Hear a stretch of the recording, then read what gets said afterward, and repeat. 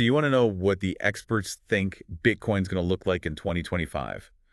Buckle up, because today we're diving deep into this crazy debate between Samson Moe, Yeah. the CEO of JAN3, Oh, yeah, he's a big name. and Clem Chambers, the founder of ADVFN. These guys are heavy hitters in the crypto world, and they do not see eye to eye, let me tell you. I bet this YouTube debate, hosted by David Lin, gets intense. It's a total slugfest. So right off the bat, they just throw down this gauntlet. Is Bitcoin overvalued even at $100,000? Samson's like, nope. Actually, it's undervalued. His argument is all about fiat currencies failing, corporations jumping on the Bitcoin bandwagon. Really? Oh, yeah. And even countries like El Salvador making it legal tender. So he's basically saying we're headed for hyper-Bitcoinization. That's his big prediction. Okay, hold up a sec. For our listeners who might not be familiar with that term, what does hyper-Bitcoinization even mean? Basically, it's the idea that Bitcoin is going to take over the world. Take over the world. Yeah, like it's going to replace all fiat currencies and become the one global currency. Samson really sees the current system as like a sinking ship. That's a bold statement. It is, but Clem Chambers isn't buying it. No. Not one bit. He's pushing back hard, saying supply and demand, that's what really drives Bitcoin's price. That makes sense. He thinks all this hype about hyper-Bitcoinization is just hype. Really? Yeah, he keeps pointing out how Bitcoin has this history of booms and busts. I mean, it does kind of follow those cycles, right? Exactly, and he ties it back to the halving cycles, too. Halving cycles, yeah. He thinks the massive rise we've seen is probably over for now. So all that talk about Bitcoin reaching like crazy astronomical prices He's saying, hold your horses. might be a little premature. Exactly. Oh. He's all about caution, looking at the historical patterns. Now, here's where it gets really interesting. They start talking about Bitcoin's finite supply at that hard cap of 21 million coins. Right. Samson makes this comparison to gold, Oh, yeah, he loves that analogy. but he argues that, unlike gold, Bitcoin's scarcity is absolute. And you can't just create more Bitcoin out of thin air. I guess not. He even talks about how you could theoretically mine gold from asteroids. From asteroids? Yeah, increasing the supply. Yeah. But with Bitcoin, that's just not possible. So he's saying it's the first truly scarce asset we've ever seen. He's super passionate about that idea. But then Clem throws this wrench into the works. Oh, yeah. He brings up paper Bitcoin and derivatives Oh, yeah. and how they could totally mess up the whole scarcity argument. Right. He even compares it to paper gold in the Middle Ages, Interesting. saying you can create these synthetic versions of Bitcoin just like they did with gold back then. Makes you think. So maybe the finite supply argument isn't as rock solid as Samson believes. It definitely throws a curveball into the discussion. It's like you've got Samson the idealist, Right. focused on this revolutionary potential of a truly scarce asset. Right. And then you've got Clem, the pragmatist, The voice of reason. reminding everyone how things can be manipulated and gamed. He's always got that angle. But what's fascinating is they both agree that security is a huge issue. Yeah, that's a common ground for them. Clem even shares his personal story about how someone tries to steal his crypto like every single day. That's wild. Really highlights the risks involved, doesn't it? Definitely. He sees these security vulnerabilities as a major weakness for Bitcoin. That makes sense, though. But Samson's like, hold on. The solution isn't to run back to centralized systems for security. What does he suggest, then? He thinks people need to take responsibility for their own Bitcoin. Take control. Exactly, using stuff like multi-sig and hardware wallets. So it's all about individual empowerment. But also acknowledging the inherent risks of this new tech. It's a balancing act for sure. Makes you wonder, is there a middle ground here? Can Bitcoin be both secure and accessible to the average person? That's the million-dollar question. And it leads us right into the next big clash in this debate, the global debt crisis. Ooh, this is a big one. Samson's argument is that Bitcoin could actually be the solution. Really? He thinks it could even become a new global reserve asset. Whoa, a Bitcoin-backed global financial system. Is he serious? He's totally serious. He paints this picture of a world drowning in debt, Debt everywhere. with fiat currencies failing left and right. Kind of like dominoes.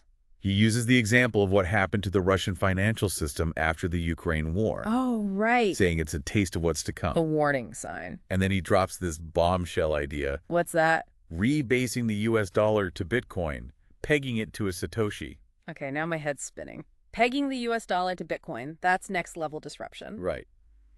It's mind-blowing. But Clem, ever the pragmatist, throws cold water on the whole thing. Yeah. He basically asks this simple but powerful question. Why would the government chop its own head off?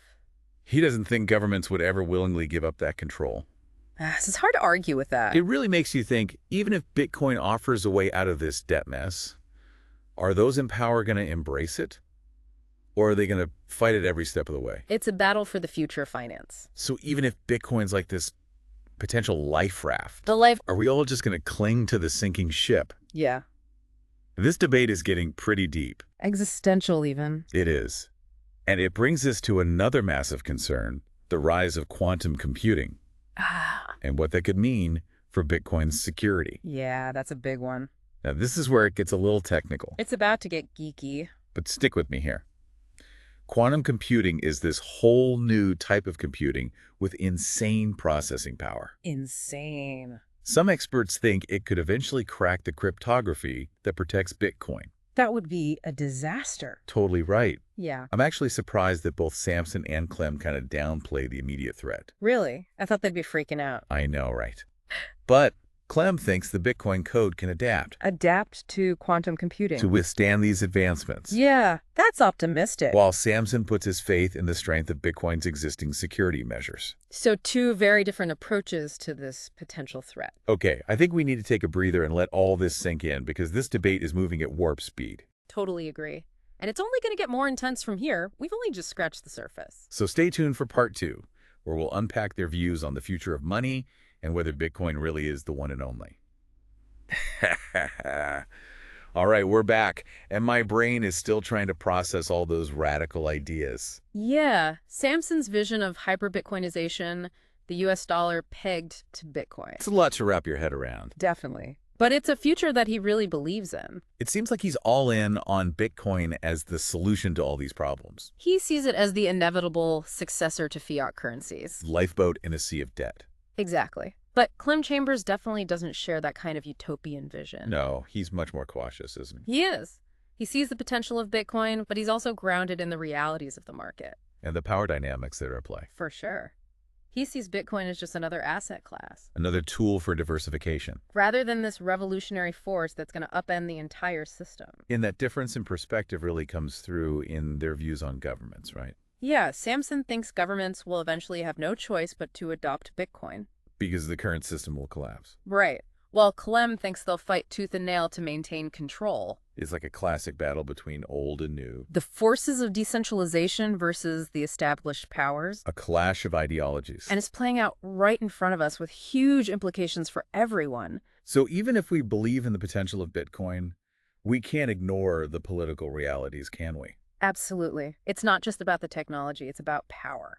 And who controls the money? Exactly. I think that's a crucial takeaway for our listeners. Yeah, it's easy to get caught up in the tech and the price movements. But investing in Bitcoin is about taking a stand in a much larger debate. About the future of money and power. It's about deciding whether you trust centralized institutions or believe in the power of decentralization. That's a big decision. It is. But it's also incredibly exciting to be a part of this. We're witnessing the birth of a new financial paradigm. And we all have a role to play in shaping what it becomes. Now I want to go back to something Samson said that really stuck with me. What was that? His argument that altcoins basically exist to mine Bitcoin from people. That's definitely a provocative statement. It is. I wonder what the altcoin community thinks about that. I'm sure they're not thrilled, but I think there's some truth to it. In what way? We've seen it happen over and over again. Even many of the altcoin founders and early adopters eventually convert their holdings back into Bitcoin. So are altcoins just a stepping stone to Bitcoin? It's possible. I think it underscores the importance of being really discerning when it comes to investing in altcoins. Doing your research and not just following the hype. Exactly. Don't get caught up in the hype. Understand the technology, the team, the long-term value proposition. That's good advice for any investment, really. Absolutely. Yeah. But it's especially important in a space as volatile and unpredictable as crypto. Speaking of good advice, Clem's perspective on diversification is something I always try to keep in mind. Yeah, even if you're super bullish on Bitcoin, it's wise to spread your risk. Don't put all your eggs in one basket. Exactly. And Clem's strategy of dollar cost averaging is a smart way to mitigate risk. And take the emotion out of investing. It's a more disciplined approach. So even if you believe in the long-term potential of Bitcoin, it's still smart to approach it with a level head. And a sound investment strategy. We're not talking about gambling here. This is about building a solid financial future. And that's what makes this whole conversation so important. Bitcoin is more than just a speculative asset. It has the potential to fundamentally change how we think about money and finance.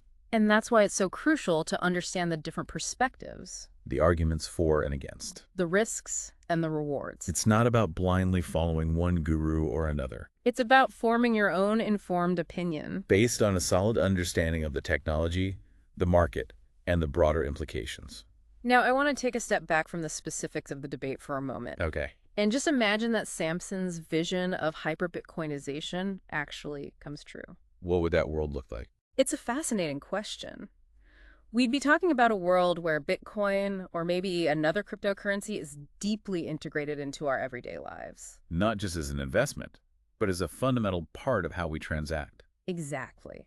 Imagine a world where financial transactions are borderless, instant, and virtually free. You could send money to anyone in the world without needing permission from a bank or government. A world where individuals have more control over their own finances. Where censorship is much harder to enforce. And where financial inclusion is expanded to billions who are currently excluded from traditional banking systems. It sounds almost utopian. It does, but are there downsides? That's a good question.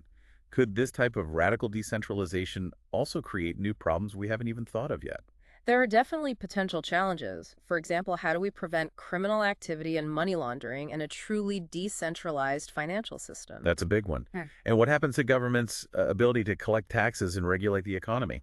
These are important questions that we need to grapple with as we consider the potential implications of a Bitcoin-dominated world. It's not all sunshine and rainbows. There are complexities and potential pitfalls. But it's crucial to have these open and honest conversations about the future of Bitcoin. We need to consider all sides of the argument. The good and the bad, the utopian visions, and the potential pitfalls. This is a technology with immense potential. But it's not a magic bullet. It's a tool that can be used for good or for ill. And it's up to us to decide how we want to shape its future. So we've made it through this wild debate between Samson Mow and Clem Chambers. It's been a whirlwind tour of Bitcoin. My head is spinning with all these ideas about the future of money. Hyper-Bitcoinization, dollar cost averaging, quantum computing. It's a lot to take in. Definitely. But if there's one thing that's clear, it's that the future of Bitcoin is totally up in the air. No crystal ball. Nobody knows for sure. And that's both exciting and kind of scary. Right? Oh yeah, it means we're all part of this grand experiment. A real-time evolution of money. Exactly. So what can our listeners take away from all this? What are the key things they need to know to navigate this crazy world of Bitcoin? That's the big question, isn't it? Well, I think the most important thing is to be critical. Don't just believe the hype or what the so-called experts are saying. Question everything. Exactly. Do your own research, understand the technology, The market dynamics. the risks involved. And remember, there's a whole spectrum of perspectives out there. From the Bitcoin maximalists, To those who see it as just another investment. you need to figure out where you fit on that spectrum. What are your beliefs about money?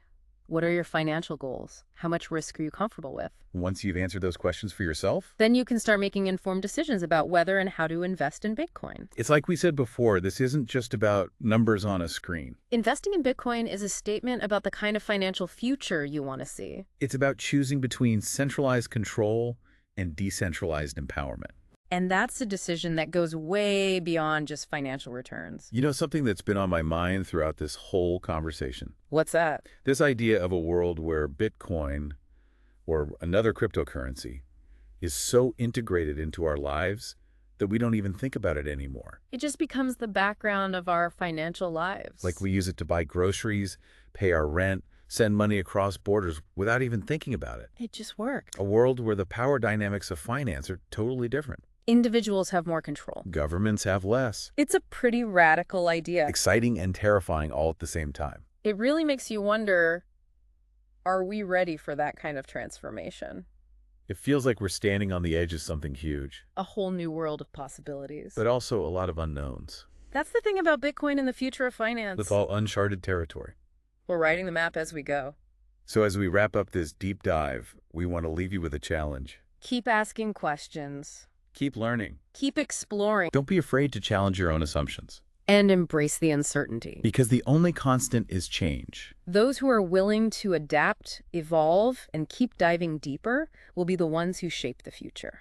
That's all for this episode of The Deep Dive. We hope you've enjoyed exploring the world of Bitcoin with us. Until next time, keep questioning, keep learning, and keep diving. The future is out there waiting to be discovered.